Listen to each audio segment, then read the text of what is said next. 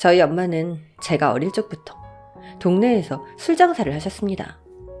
술 장사라고 해서 이상한 가게는 아니었지만 미혼모였던 엄마가 혼자 자식 키우며 가게에서 술을 판다는 건 남들에게 편견을 가져다 주기 충분했어요. 물론 전 그런 편견을 가진 사람들이 잘못되었다 생각했습니다. 남들은 무슨 소리를 하며 무슨 생각을 하는지 모르겠지만 저희 엄만 평생 남 부끄러울 짓 한 번 한 적 없는 분이셨거든요. 하지만 색안경을 낀 사람들은 술 장사를 하는 여자가 어떻게 자식을 잘 키우겠냐며 저희 모녀를 차별하고 편견을 가졌습니다. 하지만 전 그런 엄마를 누구보다 존경했고 늘 엄마를 떳떳하게 생각했어요. 다른 집 엄마들이 가게에서 생선 팔고 과일 팔고 하는 것처럼 우리 엄마는 술과 안주 파는 것 뿐이지 그게 무슨 흉일까 싶었습니다.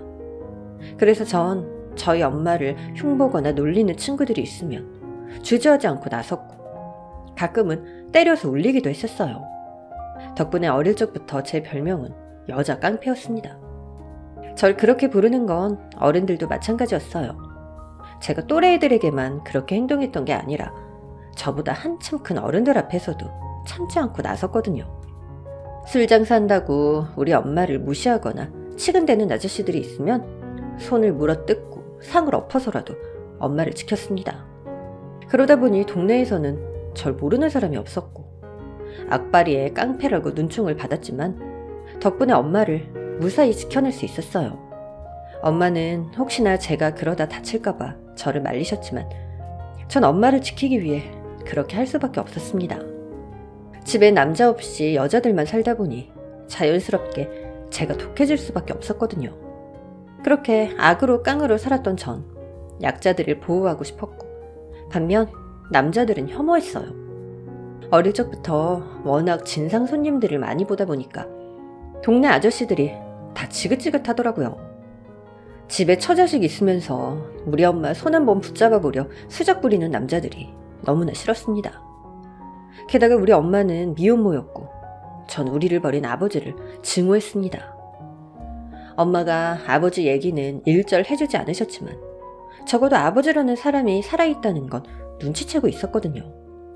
그러다 보니 무슨 사정인지 몰라도 처자식 버린 아버지를 좋아할 수 없었겠죠. 저한테 남자는 그런 존재들 뿐이다 보니 제가 남자에게 안 좋은 편견들을 갖는 것도 당연했어요. 물론 세상 어딘가에는 좋은 남자들도 있을지 모르겠지만 그런 남자들은 다 드라마에만 나온다고 생각했거든요. 그래서 전 남자 따위는 만나지 않고 연애나 결혼 같은 건 접어두고 살았습니다.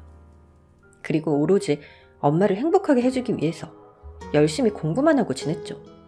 친구들이 한창 사춘기라고 미팅하고 반팅을 하고 있는데도 전 책만 파고 있었습니다.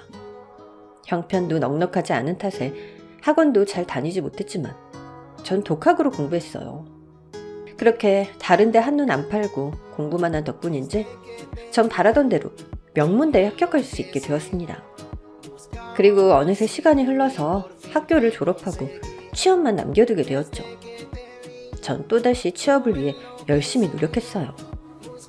그런데 그때 하필 한 남자를 만나게 되었습니다. 취업 때문에 만나게 된 모임에서 만난 남자였죠. 사실 처음엔 제가 그 사람에게 관심을 가지게 될 거라 생각하지도 못했습니다. 사춘기는 물론이고 남들 다 미팅하며 지내는 대학 시절 때마저도 남자친구 없이 지냈던 저였고 그땐 대기업 취업이라는 목표만을 놓고 있을 때였으니까요. 그래서 전 그쪽에서 제게 관심을 가지는 걸 알면서도 일부러 모른 척 피하기만 했습니다. 사실 이전에도 저한테 관심 가지는 남자는 꽤 있었어요. 예쁜 엄마를 닮은 덕분인지 제가 썩 인물이 나쁘진 않았거든요. 어릴 적엔 머리도 짧게 자르고 워낙 왈가닥으로 다녀서 저도 몰랐는데 나이 들어가면서 점점 태가 났는지 꾸미지 않아도 절 좋다고 따라다니는 사람들이 있었습니다. 하지만 남자 따위는 만나지 않겠다던 전 한 번도 남자친구를 사귄 적이 없었죠. 그래서 그때도 전 밀어내고 끊어낼 수 있을 줄 알았습니다. 그런데 그 남자는 다른 남자들처럼 쉽게 포기하거나 지치는 기색이 없더라고요. 얼마나 절 죽자사자 쫓아다니는지 전 그 사람을 피해서 도망다니기 바빴습니다. 하지만 이상하게도 그 남자가 싫지만은 않았어요.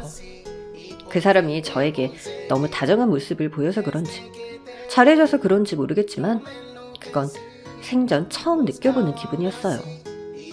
아버지 없이 평생을 자랐던 제게 남자는 늘 적대적인 존재였습니다. 저한테 좋다고 쫓아왔던 남자들도 제가 싸가지 없이 싫다고 하면 저더러 콧대 높은 척 하지 말라면서 금방 돌변하기 마련이었거든요.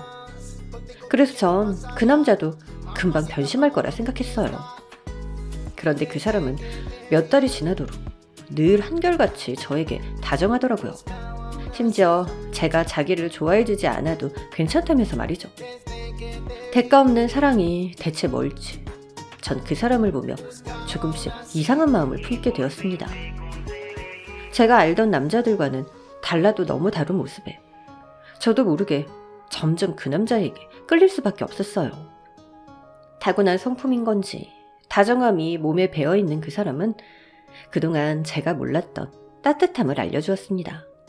그렇게 한번 마음을 주게 된 뒤로 전 그동안 쌓여있던 둑이 터지듯 너무나 깊이 빠져들고 말았습니다. 얼마나 심각했던지 절대로 남자는 만나지 않겠다던 제가 대기업 취업을 목전에 두고도 결혼을 하고 싶다고 했을 정도로 말이에요. 결국 전 20대 중반의 어린 나이에 결혼을 선택하고 말았습니다. 그런 저의 결정에 엄마는 깜짝 놀라시면서 절 말리셨어요. 하지만 그때 이미 전 그 사람에게 완전히 빠져들고 말았습니다. 제 전부였던 엄마의 만류를 뒤로할 정도로 눈에 보이는 게 없는 상황이었죠. 어떻게 설명해야 할지 모르겠지만 그땐 그 사람이 제 인생의 구원자 같은 마음이었어요. 이 사람을 놓치면 다시는 행복해질 수 없다는 불안과 공포가 절 꼼짝 못하겠습니다. 결국 전 그동안 쌓아온 공든탑을 무너뜨리며 결혼을 결심할 수밖에 없었어요. 엄마도 마지못해 제 결정을 존중해 주셨죠. 하지만 저희에게는 더 큰 산이 있었어요. 바로 시댁의 반대였죠. 엄마의 직업이 떳떳했던 전 시어머니 앞에서 솔직하게 말씀을 드렸었어요. 저희 엄마 술 장사하셨고 미혼모로 절 힘들게 키우셨다고 말이에요. 제가 너무 순수해서 그런지 시어머니가 그런 저희의 사정도 이해해 주실 거라 생각했습니다. 하지만 시어머니는 그러지 않으시더라고요. 제 앞에서 대놓고 저희 엄마와 절 무시하시면서 3대 독자인 귀한 당신 아들을 물장사하는 집안과는 절대로 결혼시키지 못한다고 하셨습니다. 그런 시어머니에게 상처도 받고 상심이 컸지만 그 사람과 꼭 결혼해야 했던 전 그것도 다 참을 수밖에 없었어요. 그래서 결혼 허락을 받겠다고 정말 별짓을 다 했습니다. 엄마도 하나뿐인 딸 결혼시키겠다며 비싼 음식에 반찬에 저보다도 더 노력하셨어요. 처음엔 반대하셨던 엄마가 그렇게까지 하셨던 건 하나뿐인 저를 위해서 그렇게 하셨을 겁니다. 그리고 결국 전 그런 엄마의 노력 덕분에 결혼에 성공할 수 있었어요. 엄마가 시어머니께 정성을 들인 덕분인지 어느 날 갑자기 시어머니가 알겠다면서 저희의 결혼을 허락해 주셨거든요. 그렇게 우여곡절 끝에 시어머니 허락을 받고 결혼을 하게 되었지만 결혼 후에도 전 시어머니의 사랑을 받지 못했습니다. 언제면 인정해 주시려나 언제면 예뻐해 주시려나 노력하고 기다려봐도 어머니의 마음은 도통 열리지 않더라고요. 어쩌다 결혼을 시켰지만 시어머니 눈에는 저와 엄마가 무시할 만한 사람이었던 모양입니다. 시댁도 돈 없었고 남편도 저보다 학벌이 못한 데다가 돈도 명예도 쥐뿔도 없는 시댁이었지만 술 장사를 하는 사돈보다는 낫다는 거였죠. 그래서인지 시어머니는 저와 저희 엄마 앞에서 늘 기고만장하기만 했습니다. 저한테만 그러셨으면 모르겠지만 저희 엄마까지 무시하셨던 게 문제였습니다. 저희 엄마가 결혼 전부터 비위를 맞췄다고 그러는지 저희가 결혼해서도 저희 엄마를 부리는 사람처럼 생각하시더라고요. 어느 날은 저 몰래 시댁 행사에 저희 엄마를 불러서 일을 시켰다는 이야기를 듣고는 얼마나 가슴이 찢어졌는지 몰라요. 바보같이 착한 엄마는 시어머니 억지를 안 들어주면 내가 고생할까봐 저한테 말씀도 안 하시고 그 집 일을 다 해주시고 혼자 고생을 하셨더라고요. 하지만 나중에 사실을 알게 된 저도 그런 시어머니에게 뭐라 따져묻지 못했습니다. 하지만 정말 문제는 시어머니보다도 남편이었어요. 결혼 전엔 내가 너무 좋다면서 평생 공주처럼 떠받들고 살겠다던 남편은 결혼하면서부턴 점점 다른 남자들이랑 비슷해져 갔습니다. 그렇게나 다정하고 나밖에 모르던 사람이 갑자기 어떻게 된 건지 결혼 생활 1년 만에 무심히 돌아서더라고요. 처음엔 구박하는 시어머니 앞에서도 제 편 들어주고 저를 다독여주던 남편이 더 이상 제 편도 들지 않고 시어머니 억지도 막아주지 않고 심지어 저희 집 무시하는 시어머니 편에 서서 시어머니와 같이 저와 엄마를 무시하고 있었습니다. 장모님 냉장고 바꾸셨더라? 그거 설마 내 돈으로 한 거 아니지? 그게 무슨 말이야? 엄마가 엄마 돈으로 바꾸신 거야. 왜 그런 생각을 해? 아니, 니네 집에 돈 없는 거 뻔히 아는데 어디서 그 큰 돈이 났나 싶어서 말이야. 당신 혹시 내가 벌어오는 돈 니네 엄마 갖다 주는 거 아니지? 너희 집 너희 엄마라니. 당신 어떻게 말을 그런 식으로 해? 아씨, 별거 가지고 성질이야. 왜? 너 뭐 찔리는 거 있냐? 아무튼 이번에 증거 없으니까 내가 그냥 넘어가는데 다음부턴 조심해라. 혹시 나 몰래 꽁쳐둔 돈 발각되면 그날로 끝이다. 남편은 언젠가부터 제가 가난한 친정에 돈을 가져다 주진 않는지 용돈이라도 드리는 건 아닌지 꼼꼼히 따지고 의심하기 시작했습니다. 원래 남편이 짠돌이 기질이 있어서 돈에 인색하기는 했지만 그 정도일 줄은 몰랐어요. 근데 결혼하고 보니 시댁에는 매번 용돈 드리고 선물 사드리고 하면서 저희 엄마 챙기는 건 아까워서 죽으려고 하더라고요. 물론 제가 쓰는 돈에도 마찬가지였죠. 집에서 살림하는 여자가 무슨 돈이 필요하냐며 용돈 한 푼 안 주는 남편을 볼 때마다 전 내가 왜 대기업 취업을 포기했을까 땅을 치고 후회하곤 했습니다. 그제서야 저도 슬슬 콩깍지가 벗겨지기 시작했던 거죠. 결혼 3년 만에 이러려고 결혼을 했나 현타를 느꼈던 순간 더욱 청천벽력 같은 소식이 전해졌습니다. 친정엄마가 위암 판정을 받으셨다는 거였어요. 그 말에 전 세상이 무너지는 기분이었습니다. 어떻게든 엄마를 살리고 싶은 마음이 가득했고 이럴 때야말로 남편이 위로 좀 해줬으면 좋겠다 싶더라고요. 그런데 남편은 그런 절 벼랑으로 몰았습니다. 취직 포기하고 결혼해서 남편 내조하며 살던 제가 돈 없는 거 뻔히 알면서 저더러 알아서 엄마 병원비를 벌으라고 하더라고요. 너 니네 엄마 암 걸렸다고 우리 아들 돈으로 병원비 낼 생각 하지도 마라. 설마 염치 없이 그런 생각했으면 지금이라도 정신 차려. 우리 아들이 니네 엄마 먹여 살리려고 고생하는 줄 아니? 혹시라도 우리 아들 등쳐먹을 생각하면 나 가만히 안 있는다. 그래, 당신도 양심 있으면 안 그러겠지. 솔직히 우리도 형편이 넉넉하지 않잖아. 여보, 당신까지 어떻게 그럴 수 있어? 내가 돈이 어딨다고. 아니 이럴 거면 결혼해도 직장에 다니라고 하던가. 결혼하고 눌러앉게 만든 건 당신이잖아. 그럼 내가 돈도 없이 우리 엄마 저대로 죽게 하라는 거야? 돈 필요하면 지금이라도 나가서 네가 벌어. 내가 너더러 우리 엄마 병원비 대라 한 적 있냐? 각자 엄마는 각자가 좀 책임지자. 어? 너 셀프 효도라는 말도 몰라? 아무튼 난 절대로 니네 엄마 병원비 못 주니까 청소를 하던지 빨래를 하던지 알아서 해서 벌어. 내 돈 한 푼이라도 갖다 쓰기만 해봐. 사람이 어떻게 저렇게까지 하나 싶은데 거기서 따지고 우길 겨를도 없더라고요. 남편은 이미 제 생활비 통장과 카드를 가져가 버렸고 무일푼으로 당장 엄마 병원비가 급했던 전 급하게 일을 구할 수밖에 없었습니다. 나름 명문대 나와서 대기업 합격까지 했던 제가 이제 와서 식당에서 불판을 닦고 있다는 게 한심스러웠지만 당시엔 엄마를 살려야겠다는 생각에 물불 가리지 않고 일했습니다. 그렇게 일하고 엄마 옆에서 간병을 하며 시간을 보내야 했고 하루 종일 일하다가 엄마 간병하며 쪽잠 자면서 열심히 살았지만 엄마는 결국 세상을 떠나셨습니다. 나 때문에 평생 고생만 했던 우리 엄마가 이렇게 허망하게 죽었다는 게 도저히 믿어지지 않더라고요. 엄마가 유일한 제 편이었는데 이제 엄마마저 없어지니 정말 세상에 제 편은 없다 싶었습니다. 그렇게 전 처참한 심정으로 엄마의 장례를 치러야 했습니다. 부고 소식을 알렸는데도 남편은 한참 동안 나타나지 않더니 다음날 저녁이나 되어서야 시모와 같이 찾아왔어요. 그런 남편 꼴도 보고 싶지 않아서 말도 안 붙이고 무시를 하는데 남보다도 못한 시모가 엄마 장례식에서 술판을 벌이더니 기어이 취해서 난리가 나고 말았습니다. 아이씨, 여기는 뭔데 이렇게 육개장이 맛이 없어? 없는 집이라 그러나?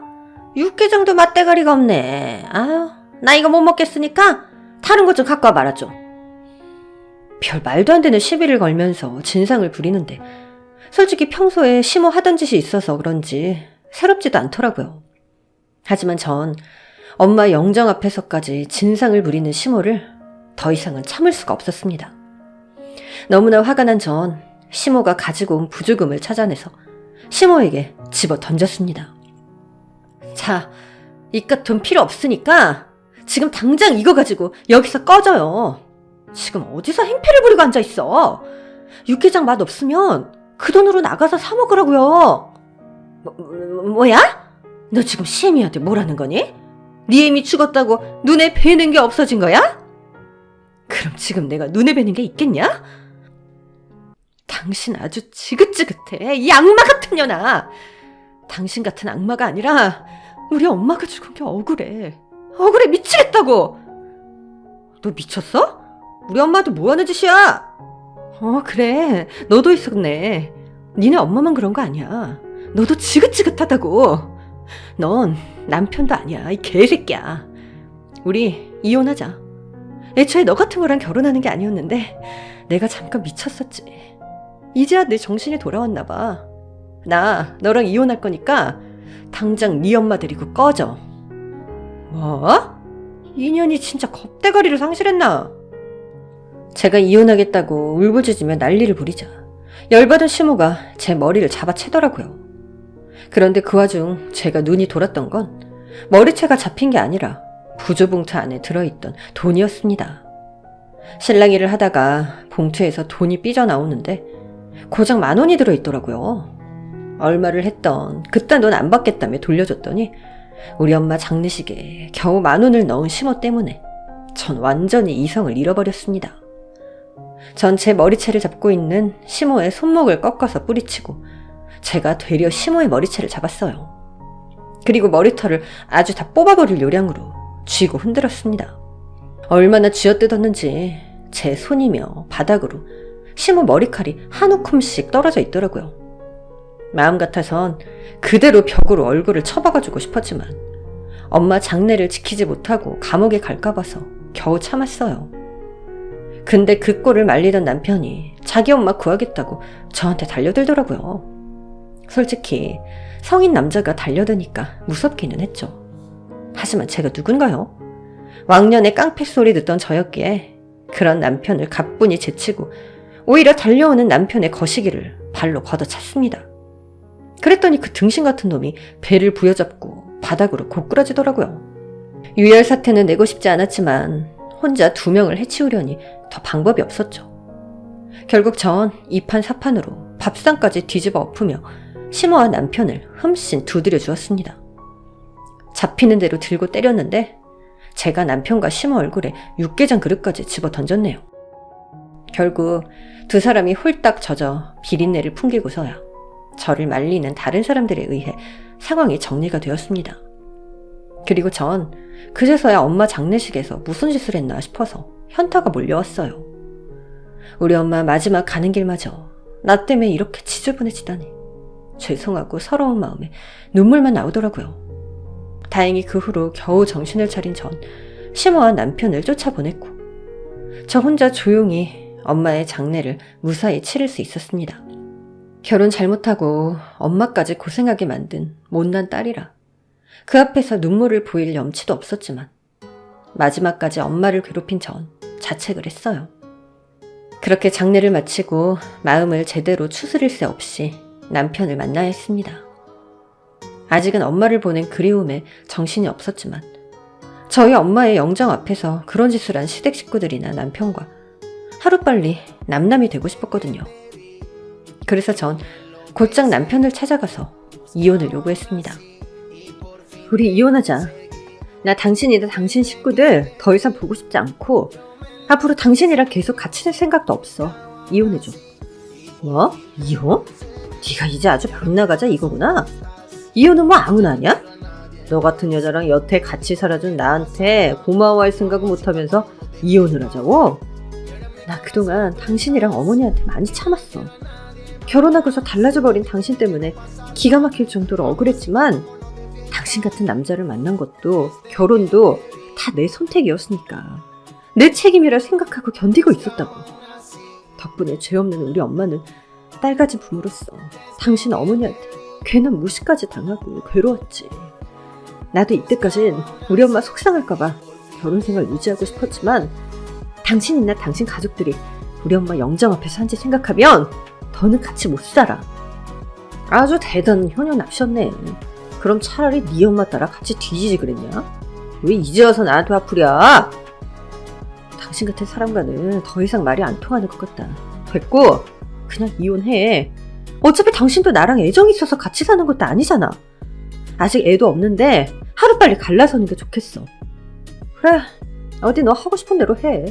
대신 이혼하려면 나한테 위자료 주고 나가. 재산 분할해줄 생각 없으니까 몸만 나가던지. 넌 내 집에서 한 푼도 못 가지고 갈 줄 알아. 뭐?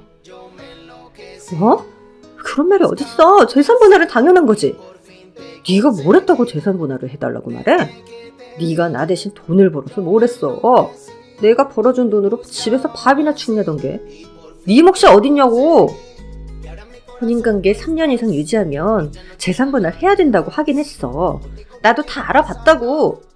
야, 너 진짜 작정 있구나. 그걸 벌써 다 알아본 모양이지? 그렇게 법을 잘 알면 너 혼자 알아서 하면 되겠네. 근데 변호사도 없이 너 혼자 그게 가능할까? 너 돈 없잖아. 네 엄마가 무슨 돈이 있다고. 유산 같은 게 있을 리도 없고. 제주 부려서 소송까지 가보던가 아니면 한 푼도 못 받고 협의 이혼하던가. 너 알아서 해. 나도 네가 돈 욕심 안 부리면 놔줄 테니까.